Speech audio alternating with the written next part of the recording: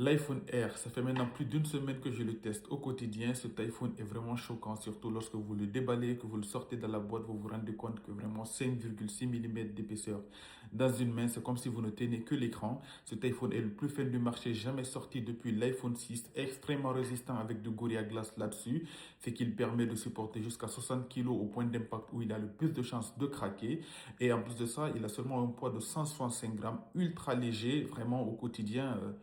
Ça fait quand même la différence. Donc cet iPhone 17R, est-ce que vraiment ça vaut le coup?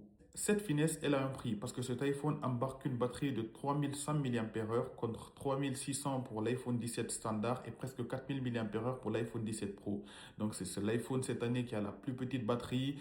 Donc il faut pas l'oublier, cette finesse a vraiment un prix. Si vous faites beaucoup de photos, beaucoup de vidéos, vous serez obligé de le recharger avant la fin de la journée.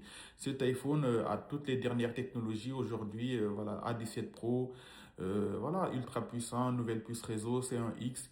Par contre, ce qui est bizarre, c'est que cet iPhone est encore en titane, donc il n'a pas de chambre à vapeur pour refroidir toute cette puissance et la batterie non plus n'est pas très grosse. Donc quand vous faites beaucoup de photos, beaucoup de vidéos, vous serez obligé de le recharger avant la fin de la journée.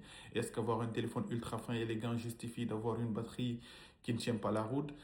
À vous de me dire, mais pour moi part, non. Moi, je préférais utiliser l'iPhone 17 Pro. Là, je sais que j'ai un max de batterie, surtout pour une journée, presque une journée et demie. Tout ça pour 1229 euros, sachant qu'il lui manque un deuxième capteur ultra grand angle. Il n'y a pas de téléobjectif x4. Donc, je pense quand même que, il fait quand même réfléchir avant de l'acheter. N'hésitez pas à me dire qu'est-ce que vous en pensez. Est-ce que vous, c'est un téléphone que vous achèterez ou est-ce que vous l'avez déjà?